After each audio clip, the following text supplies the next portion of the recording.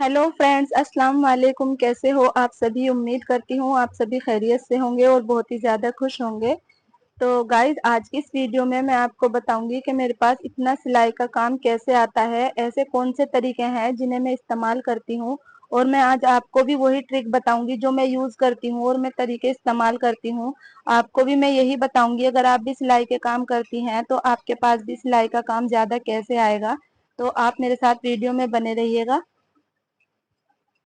और कितनी हाउसवाइफ ऐसी होंगी जो सिर्फ घर के कामों में उलझकर रह जाती हैं, अपने बाहर के कामों के लिए वो टाइम ही नहीं निकाल पाती हैं।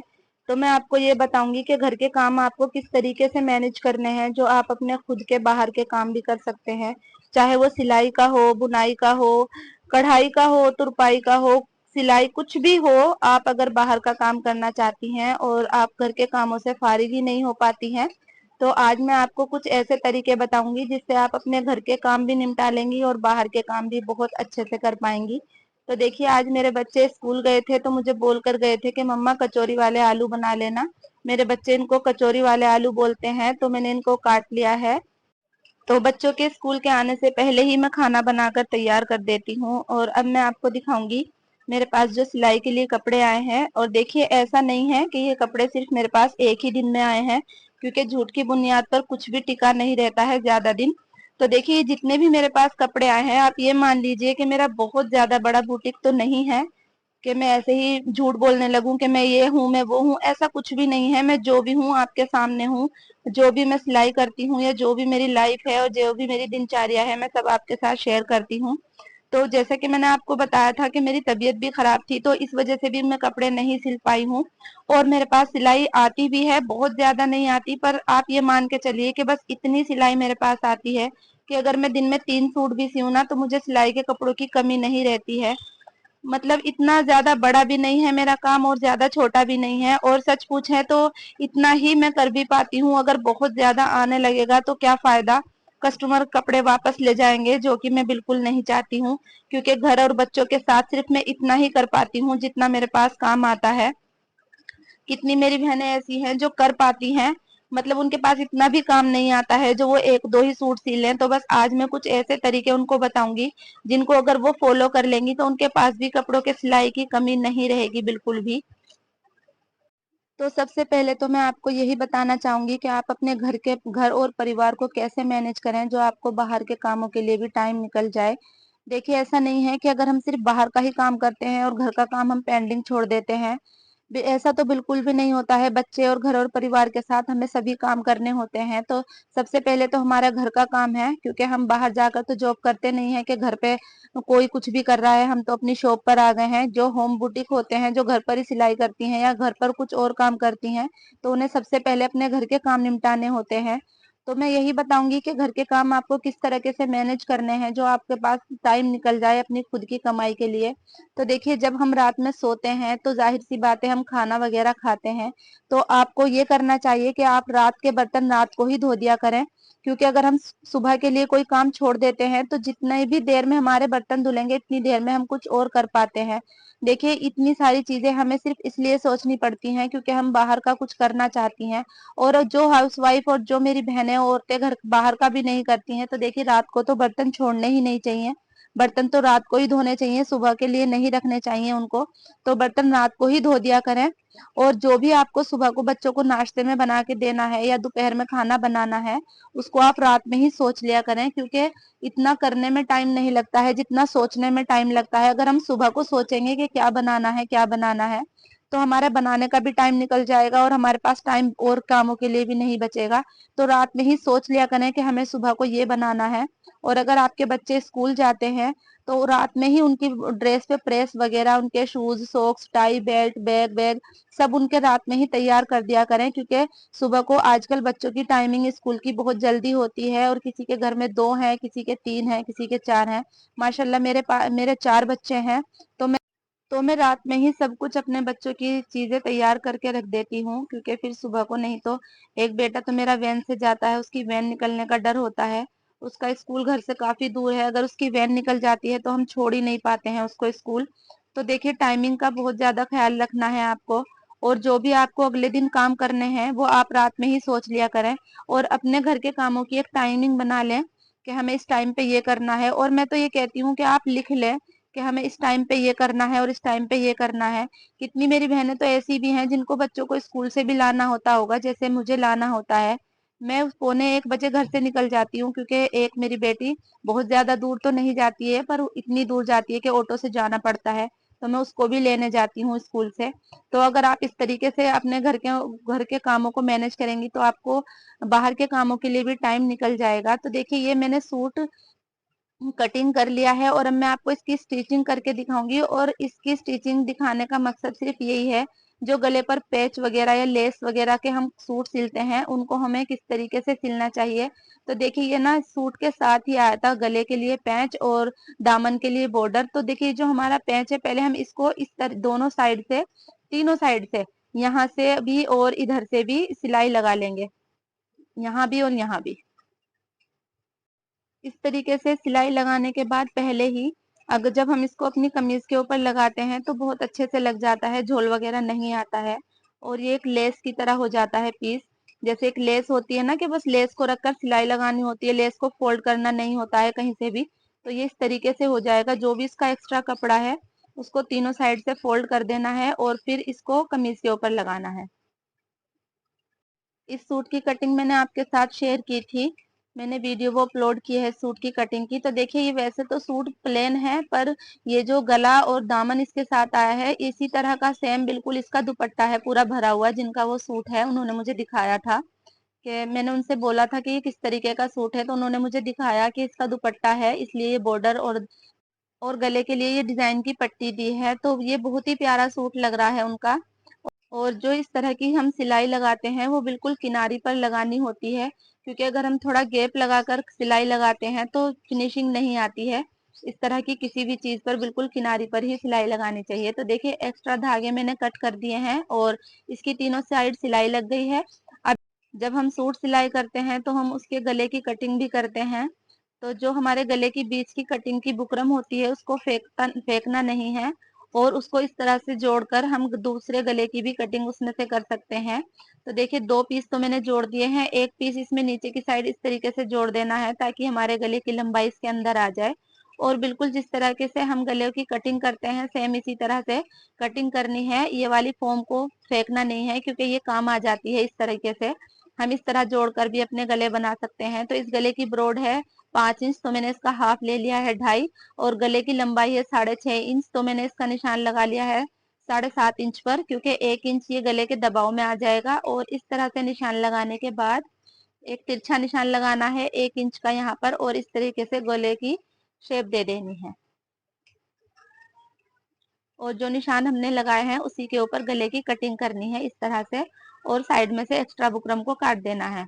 देखिए अगर हम ये बुकरम फेंक देते हैं तो ये बेकार चली जाएगी, और अगर हम इस तरीके से जोड़कर इसको इस्तेमाल कर लें तो ये बुकरम हमारे काम आ जाएगी।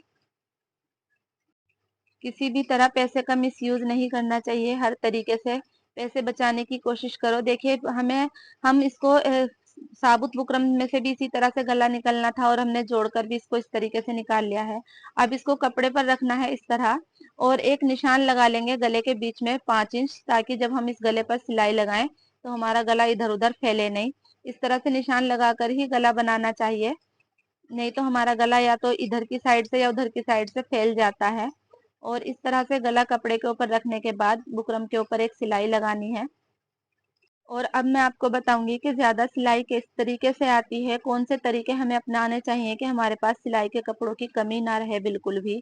तो देखिए, हमें हर काम जिम्मेदारी से करना चाहिए। सबसे पहली बात, ऐसा नहीं है कि अगर हम घर पर सिलाई करते हैं तो बस हमने किसी से कपड़े लेकर रख लिए और हमने सोच लिया हमारे घर का ही तो काम है, हम किसी के पास जॉब थोड़ी करते हैं, कभी भी सिल देंगे। ऐसा बिल्कुल नहीं सोचना है। अपने घर पर रहकर भी आपको यही सोचना है कि हम काम करते हैं तो हमें पहले ये करना चाहिए। और सब और आपको ये भी तरीका अपनाना है कि कस्टमर जिस हिसाब से भी कपड़े सिलने देकर जाए, आपको उससे भी अच्छा करके सी के देना है। अपने आप से खुद से सोचो कि इसमें और कुछ ज्यादा अच्छा और हम क्या कर सकते हैं, बिना कस्टमर के कहे आप उसमें वो ऐड कर दिया करें, ताकि कस्टमर खुश हो जाए और दोबारा आपके पास कपड़े लेकर आए। और तीसरी बात, सबसे ज्यादा आपको इस बात का ध्यान रखना है कि जब कस्टमर आपके पास कपड़े लेकर आए और जिस टाइम पर वो आपसे कहे कि मुझे उस दिन ये कपड़े चाहिए, आपको उसी दिन आपको कपड़े सिलकर उनको देने चाहिए। इस तरीके से कस्टमर को ना ये हो जाता है कि वहां पर टाइम पर कपड़े मिलते हैं तो हमें वहीं पर कपड़े सिलवाने हैं। तो देखिए, इस तरीके से पैच पर सिलाई लगाने के बाद एक सेंटर में कट लगाना है। और नीचे वाली साइड तो हमने इसको फोल्ड किया है, तो यहाँ पर हमें कट नहीं लगाना है। यहाँ पर हमें चौक से निशान लगाना है इस तरह। और इस तरह निशान लगाने के बाद, और जो हमारा ये पैच का कट है और कमीज का कट, कट से कट मिलाते हुए इस तरीके से हमें, और इस तरह से जब भी कोई आप डिजाइन वाला पीस या लेस वगैरह गले पर लगाते हैं तो आप इसको पिनअप भी कर सकती हैं पहले, ताकि ये अपनी जगह से ना हिल पाए और हमारे डिजाइन में झोल ना आ जाए। तो आप इसको पिनअप भी कर सकती हैं पहले से। सिलाई लगाने के बाद आप पिन को निकाल दीजिएगा। तो देखिए, इसी तरह बिल्कुल निशान जो हमने नीचे निशान लगाया था कमीज पर भी और अपने इस डिजाइन वाले पेच पर भी, उस डिजाइन को भी हमें सेंटर में मिलाना है। और जो हमने अपने डिजाइन वाले पीस पर किनारी पर सिलाई लगाई थी, दूसरी सिलाई भी हमें उसी के ऊपर लगानी है। अगर डबल सिलाई हो जाएगी तो गले के पास ये सिलाइयाँ दिखाई देंगी और इससे फिनिशिंग नहीं आएगी। तो बिल्कुल सिलाई के ऊपर ही हमें सिलाई लगानी है, इस तरीके से पेंच लगाते हुए। और पता है, जब हम कोई काम करते हैं तो हमें उसके बारे में बहुत सारी जानकारियां होती हैं, हम बहुत कुछ जानते हैं उस चीज के बारे में। अब मान लीजिए जैसे हम सिलाई करते हैं तो हमें बहुत कुछ पता होता है अपने काम के बारे में। तो जो कस्टमर हमारे पास सिलाई के लिए आते हैं, उनको इतनी सारी चीजें नहीं पता होती हैं, वो सिर्फ मुख्तसर सी चीजें हमें बताती हैं, फिटिंग अच्छी आनी चाहिए, ये है वो है। पर आप उसमें कुछ अच्छा सा डिजाइन बनाइए अपनी तरफ से, अपनी तरफ से कुछ उसमें एक्स्ट्रा करके चलिए, ताकि कस्टमर हमसे ज्यादा खुश हो जाए और हमारे पास दोबारा से आए वो कपड़े सिलवाने के लिए। और जब हम घर पर रहकर अपना बुटीक चलाते हैं, होम बुटीक, हम घर पर रहकर सिलाई करते हैं, तो देखिए घर पर जब भी कोई आता है तो उसको पानी को जरूर पूछना चाहिए। तो जो हमारे कस्टमर हैं वो तो हमारी रोजी का भी जरिया है, तो हमें जैसे ही वो आते हैं उनको पानी के लिए पूछना चाहिए कि आपको पानी पीना है या नहीं। तो और ये भी नहीं है कि मतलब हर घर में ये होता है कि जो भी आता है सबसे पहले उसको पानी के लिए पूछा जाता है। तो अगर हम अपने कस्टमर को भी आते ही पानी के लिए पूछेंगे तो एक तो हमें सवाब नहीं मिलेगा, क्योंकि पानी पिलाना सवाब का काम होता है। और फिर कस्टमर भी ये हो जाएगा, उसकी दोबारा हिम्मत हो जाएगी आने की कि भाई वो अच्छे से बात करती हैं। तो अपने कस्टमर से अच्छे से पेश आए, जो भी आपके पास कपड़े सिलवाने आए उनसे अच्छे से बिहेव करें, अच्छे से बात करें। इस तरीके से भी बहुत फर्क पड़ता है हमारे काम पर। अक्सर आपने देखा होगा, जब आप कोई चीज खरीदने जाती हैं, कोई सामान वगैरह मार्केट में, और कोई दुकान वाला अगर आपसे अच्छे से बात ना करें, ऐंठ मरोड़ से बात करता है, तो आपका मन नहीं करता होगा उस दुकान से कुछ भी सामान लेने का। और आप अपने मन में सोच लेती होंगी कि अब इस दुकान पे हम दोबारा नहीं जाएंगे सामान खरीदने। तो सेम यही हमें हमारे साथ भी है कि अगर हम किसी के साथ अच्छे से बर्ताव नहीं करेंगे तो कोई हमारे पास नहीं आएगा। ऐसा नहीं है कि देखो हम बहुत अच्छे टेलर हैं, हम बहुत बड़े, बहुत बड़ा हमारा काम है तो हमारे पास भर भर के काम आएगा, ऐसा बिल्कुल भी नहीं है। हमारे बिहेव से सबसे ज्यादा मैटर करता है कि जहाँ पर हम सिलाई करते हैं वहां पर हम किस तरीके से पेश आते हैं सबसे, और हम किस तरीके से उनका काम करके देते हैं, सबसे ज्यादा मैटर यही करता है।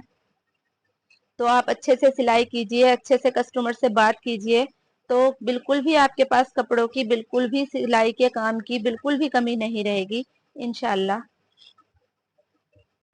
मैं भी इन सब तरीकों को ही फॉलो करती हूँ। मैं अक्सर आपको वीडियो में दिखाती हूँ कि मेरे पास ये सिलाई के कपड़े आए हैं, ये मैंने सिया है। और मैं सिलाई भी करती हूँ वीडियो में, आपसे बातें भी करती रहती हूँ और सिलाई भी करती रहती हूँ। तो देखिए ऐसा तो नहीं है कि इतने सारे कपड़े मैं अपने ही सिल लेती हूँ, ऐसा तो बिल्कुल भी नहीं है। ये सब सिलाई के ही मेरे पास कपड़े आते हैं।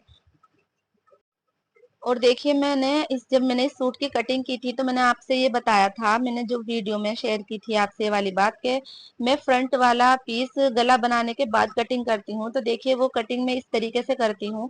जो हमारे सूट की फिटिंग है चेस्ट का, तो उसके फ्रंट के उस फिटिंग के हिसाब से इसका फ्रंट 6 इंच पर आता है। और मोंढे का निशान हमने 7 इंच पर लगाया था, तो आधा इंच ऊपर से काट दिया, तो 6.5 इंच का मैंने निशान लगा दिया है। और तिरछा निशान लगाने के बाद इस तरीके से गोलाई दे देनी है। और ये हमारे फ्रंट वाले पीस की कटिंग हो जाएगी इस निशान के ऊपर कटिंग करने के बाद। तो या तो आप इसको पहले कर लीजिए, मुझे कुछ इस तरह की ही आदत है कि मैं सूट तो कटिंग कर लेती हूँ, पर मैं फ्रंट वाले पीस की कटिंग गला बनाने के बाद करती हूँ। इस तरह गला बनाने के बाद कटिंग करने में मुझे ये बेनिफिट लगता है कि अगर मान लीजिए गला आड़ा टेढ़ा बन गया, तो अगर हमने कंधे की कटिंग पहले ही कर ली है तो हमारे पास कंधे एक तरफ छोटा और एक तरफ बड़ा हो जाएगा। तो हमारे पास एक्स्ट्रा कपड़ा होता है, तो मैं गला बनाने के बाद इस तरीके से फ्रंट की कटिंग कर देती हूँ। और देखिए फाइनल सिलने के बाद ये सूट कुछ इस तरीके से नजर आ रहा है। ये मैंने इसकी बॉर्डर वाली पट्टी भी लगा दी है दामन पर, देखिए। और इसके गले वाला डिजाइन जो है, ये पैच भी, ये भी कितनी सफाई से लग गया है कि सिलने के बाद कितना प्यारा नजर आ रहा है ये सूट। और देखिए दामन वाले बॉर्डर पे से थोड़ी सी पट्टी बची थी, तो मैंने उसको डबल बीच में से डबल फोल्ड करके काट कर आस्तीनों पर भी लगा दिया है। तो कुछ इस तरह से एक्स्ट्रा काम कर दीजिए करें आप भी अपने कस्टमर के सूट में। तो आप देख सकते हैं कि बॉर्डर और दामन और आस्तीन बिल्कुल सेम हो गई हैं। तो आपको मेरा ये सूट और मेरी वीडियो दोनों कैसे लगे मुझे कमेंट करके बताइएगा। और मिलते हैं नेक्स्ट वीडियो में। अल्लाह हाफिज।